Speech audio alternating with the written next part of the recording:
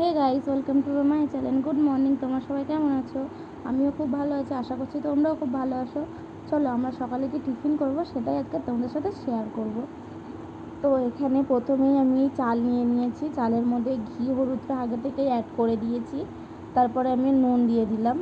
তারপরে আমি ভেজে রাখা কাজুগুলো দিয়ে দিচ্ছি। কাজুগুলো দেওয়ার পর একটু আদা বাটা দিয়ে দিলাম। আদা দেওয়ার পর একটু চিনি দিয়ে দিচ্ছি। আজকের কিন্তু রেসিপিটাও খুব সহজ রেসিপি। তো চিনিটা দিয়ে এটাকে ভালোভাবে মাখিয়ে নিতে হবে। মাখিয়ে নিয়ে কিন্তু চালটাকে একটু শুকনো করার জন্য রেখে দিয়েছিলাম। তো চালটা আমার শুকিয়ে এসেছে। তো এবারে প্রেশার কুকারটা বসিয়ে দেবো। প্রেশার কুকারটা গরম হয়ে গেলে এর মধ্যে 2 চামচ টেবিল ঘি দিয়ে দিয়েছি আমি। ঘিটা দেওয়ার পর এখানে দারচিনি এলাচটাকে দিয়ে ভালো করে এটাকে নেড়ে নিতে হবে যতক্ষণ না ঘিয়ের সাথে এর গন্ধটা অ্যাড হয়ে যাচ্ছে।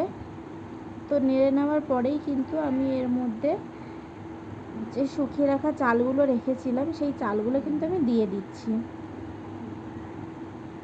চালগুলো দিয়ে দেওয়ার পর আমি এখানে চালগুলোকে 2 থেকে 3 মিনিট মতো নেড়ে নিয়েছি। 2 থেকে 3 মিনিট মতো নেড়ে নেওয়ার পর আমি কিন্তু এর মধ্যে 1 বাটি পরিমাণ জল দিয়েছি।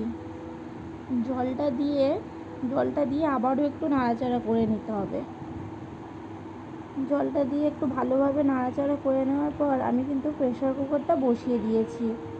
প্রেশার কুকারটা বসিয়ে দিয়ে আমি এখানে 2 থেকে 3টে সিটি দিয়েছি।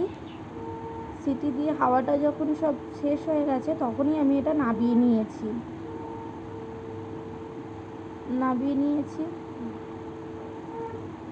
নামিয়ে নেওয়ার পরেই কিন্তু আমি প্লেটে সার্ভ করে দিয়েছি গরম গরম পোলাও। কেমন হয়েছে তোমরা কিন্তু সবাই জানাবে। টাটা, দেখা হচ্ছে নেক্সট